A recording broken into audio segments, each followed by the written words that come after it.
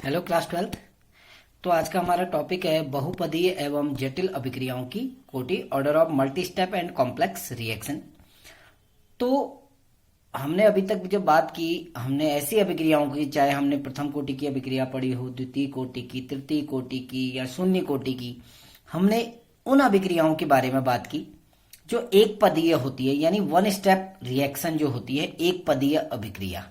ठीक है ना। और एक पदीय अभिक्रियाओं में क्या होता है कि अभिक्रिया की कोटि जो है वो भिन्न भिन्न अभिकारकों के गुणांकों का योग होती है, इसीलिए हमने ए प्लस बी प्लस सी कहा था। इन्हें हम एलिमेंट्री रिएक्शन कहते हैं, प्राथमिक अभिक्रियाएं नाम इनको दिया जाता है। ठीक, लेकिन कुछ रासायनिक अभिक्रियाएं ऐसी होती हैं जिसमें अनेक अभिकारक भाग लेते हैं और वो एक पदीय अभिक्रिया नहीं होती है बल्कि बहुपदीय अभिक्रिया होती है।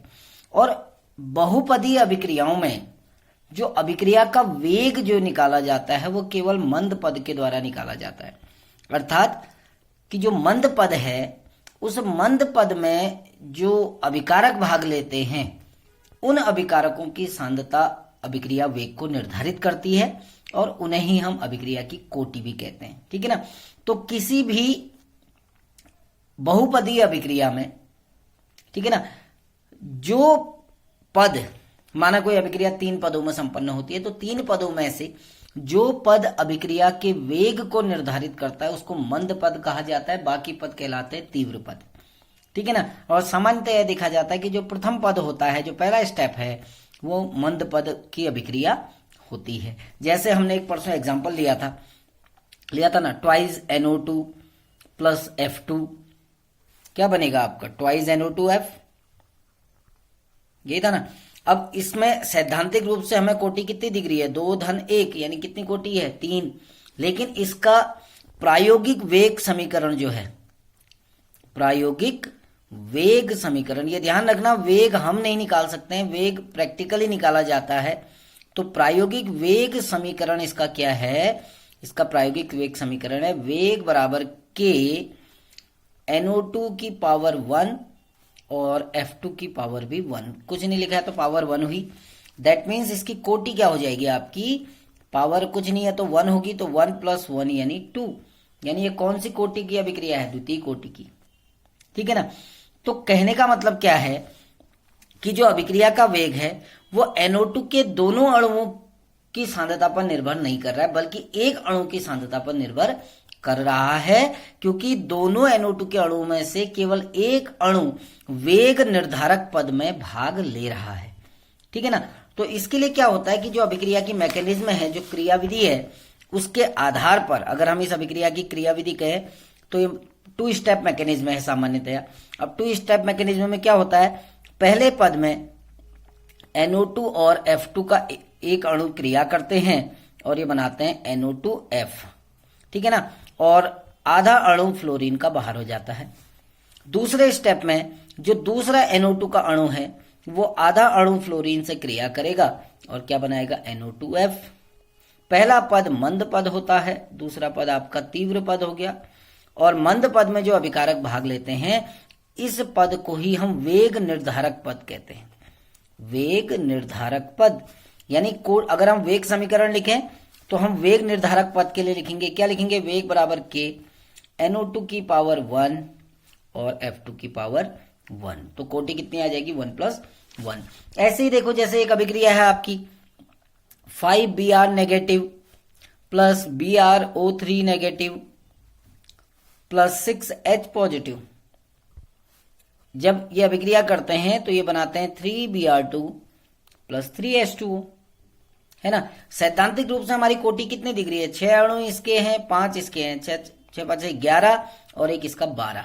इसकी कोटि अगर हम सैद्धांतिक तौर पे देखें तो हमें 12 दिख रही है, लेकिन इसका जो प्रायोगिक वेग समीकरण है, जो प्रैक्टिकली निकाला जाता है, इसका प्रायोगिक वेग समीकरण वो होता है वेग बराबर K Br नेगेटिव की पावर 1, BrO3 नेगेटिव की पावर 1 और H पॉजिटिव की पावर 2, है ना।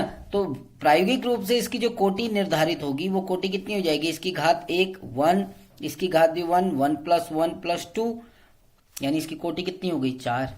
ये इसका जो ऑर्डर आएगा वो 4 आएगा, जबकि हमें कितना महसूस हो रहा था 12। तो हम सोच रहे थे कि इसकी कोटि 12 है, जबकि इसकी कोटि 12 नहीं है बल्कि वो है 4। ठीक, अब हम एक अलग कोटि की अभिक्रिया पढ़ते हैं जिसको कहते हैं छद्म कोटि की अभिक्रिया या छद्म प्रथम कोटि की अभिक्रिया। स्यूडो फर्स्ट ऑर्डर रिएक्शन कहते हैं इसको, स्यूडो फर्स्ट ऑर्डर रिएक्शन। ठीक है ना। अब छद्म प्रथम कोटि की अभिक्रिया क्या हुई कि कुछ अभिक्रियाएं, ठीक है ना, जो दिखने में तो हमको ऐसा लगता है कि वो प्रथम कोटि की नहीं है, लेकिन वो प्रथम कोटि के वेग समीकरण का पालन करती है।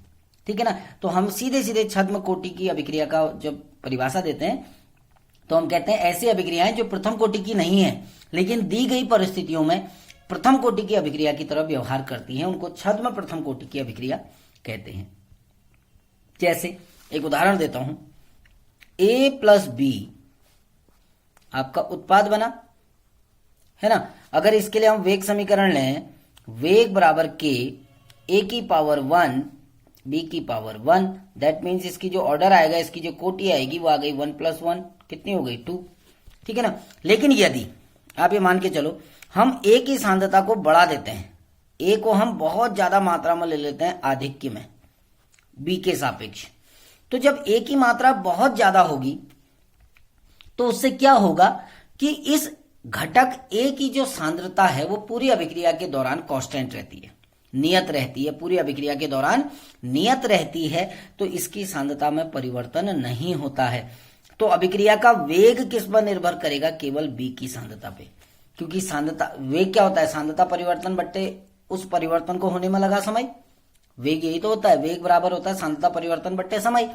अब B की सांद्रता पहले ही इतनी ज्यादा ले ली हमने A के सापेक्ष कि B की सांद्रता पूरी अभिक्रिया के दौरान लगभग कांस्टेंट रहती है, तो सांद्रता में परिवर्तन किसका हुआ? B में। यानी ये अभिक्रिया है तो द्वितीय कोटि की, आपको दो अभिकारक भाग ले रहे हैं तो द्वितीय कोटि की, लेकिन क्योंकि वेग का निर्धारण केवल B की सांद्रता कर रही है, तो ऐसी अभिक्रियाएं जो हैं तो द्वितीय कोटि की, लेकिन नियम, कौन से नियम का पालन करती है? प्रथम कोटि के नियम का पालन करती है, उनको छद्म प्रथम कोटि की अभिक्रिया कहते हैं। जैसे उदाहरण के लिए अगर हम लें, इन्वर्जन ऑफ केन शुगर कहते हैं हम, या गन्ने की शर्करा का जल अपघटन भी कह सकते हैं हम। ठीक है ना। गन्ने की जो शर्करा है का प्रतीपन कहा जाता है, प्रतीपन यानी इन्वर्जन होता है। ठीक है ना, इन्वर्जन। अब होता क्या है, देखिए मैं इसको सिंपल से वर्ड में बनाता हूं कि जो गन्ने की शर्करा होती है, ठीक है ना, वो एक प्रकाशिक सक्रिय यौगिक है। जब हमने कक्षा 11 में जब समायोता पढ़ी थी तो वहां प्रकाशिक समायोता पढ़ी थी।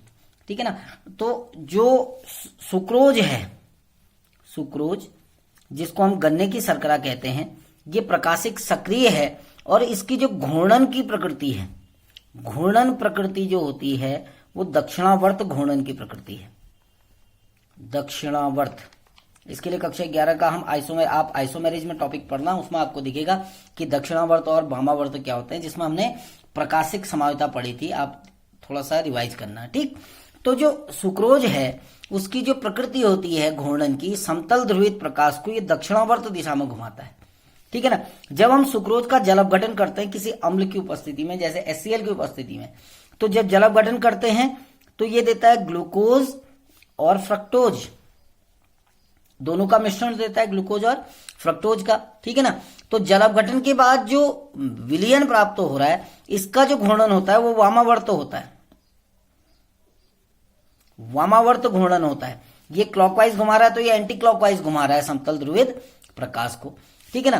तो ये जो अभिक्रिया होती है इसको हम कहते हैं छद्म प्रथम कोटि की अभिक्रिया। जैसे C12H22O11 + H2, हम इसका जल अपघटन कर रहे हैं किसी अम्ल की उपस्थिति में, HCl, H2SO4 कोई भी ले सकते हैं, तो आपको मिलेगा C6H12O6, एक ग्लूकोज का अणु, दूसरा भी C6H12O6 ग्लूकोज का अणु, सॉरी फ्रक्टोज का, एक मिलेगा ग्लूकोज और दूसरा मिलेगा फ्रक्टोज, है ना। अब होता क्या है, यहां जो पानी होता है बहुत ज्यादा आधिक्य में लिया जाता है, एक्सेस अमाउंट में, यानी गन्ने की शर्करा के सापेक्ष जो पानी लिया जाता है वो बहुत ज्यादा मात्रा में लिया जाता है। दो अभिकारक भाग ले रहे हैं तो अभिक्रिया की प्रकृति हमें जो दिख रही है वो द्वितीय कोटि की अभिक्रिया महसूस हो रही है, लेकिन वास्तव में क्योंकि H2O बहुत ज्यादा मात्रा में है तो इसकी जो सांद्रता है वो पूरी अभिक्रिया के दौरान स्थिर रहती है, कांस्टेंट रहती है, उसमें परिवर्तन नहीं होता है। किसकी सांद्रता परिवर्तित हो रही है? केवल सुक्रोज की। तो केवल सुक्रोज की जब सांद्रता परिवर्तित होगी तो अभिक्रिया के वेग को किसकी सांद्रता निर्धारित करेगी? सुक्रोज की। तो ये प्रथम कोटि की नहीं है लेकिन फिर भी प्रथम कोटि की बलगतिकी का पालन करती है। तो ऐसी अभिक्रियाएं जो प्रथम कोटि की नहीं है लेकिन फिर भी प्रथम कोटि की बलगतिकी का पालन करती हैं उनको हम छद्म प्रथम कोटि की अभिक्रिया कहते हैं। ठीक, अब क्या है कि नेक्स्ट टॉपिक, विभिन्न कोटि की अभिक्रियाओं के लिए वेग स्थिरांक का मात्रक, के लिए वेग स्थिरांक का मात्रक, वेग स्थिरांक का मात्रक। ठीक है ना। अब हम क्या करते हैं, वेग स्थिरांक का मात्रक लेते हैं। जैसे फर्स्ट आते हैं हम प्रथम कोटि की अभिक्रिया के लिए, प्रथम कोटि की अभिक्रिया के लिए माना ए से उत्पाद में परिवर्तन हो रहा है, आप ये मान के चलो, तो वेग बराबर क्या हो जाएगा? देखिए वेग बराबर के ए की पावर 1, यानी ए की पावर 1 यानी ए की सांद्रता की पावर 1 है ना। अब वेग का जो वेग है, वेग बराबर क्या होता है? देखिए वेग बराबर होता है सांद्रता परिवर्तन बट्टे समय। सांद्रता परिवर्तन यानी अब हम पहले वेग का मात्रक निकाल लें। सांद्रता परिवर्तन यानी सांद्रता की इकाई क्या होती है? मोल प्रति लीटर या मोल लीटर की पावर -1। और समय का मात्रक क्या होता है? सेकंड। तो सेकंड ऊपर जाएगा माइनस हो जाएगा, यानी आपका वेग का मात्रक क्या हो गया? मोल लीटर की पावर -1 सेकंड की पावर -1। ये किसका मात्रक हो गया? वेग का। तो यहां हम इसी मात्रक को देखो, वेग की जगह पर वेग का मात्रक रख देते हैं और सांद्रता की जगह सांद्रता का मात्रक। अब वेग का मात्रक क्या होता है? मोल लीटर की पावर -1 सेकंड की पावर -1, ठीक है ना, इज इक्वल टू के। अब ए यानी क्या है? सांद्रता का मात्रक क्या होता है? फिर से मोल लीटर की पावर -1 की पावर 1। तो के बराबर क्या हो जाएगा? देखिए ये बट्टे ये, यानी के बराबर हो गया मोल लीटर की पावर -1 सेकंड की पावर -1 अपॉन मोल लीटर की पावर -1। मोल से मोल कैंसिल हो गया, लीटर से लीटर कैंसिल हो गया। तो प्रथम कोटि की अभिक्रिया के लिए के का मात्रक क्या हो गया? वेग स्थिरांक का मात्रक सेकंड की पावर -1 हो गया ना।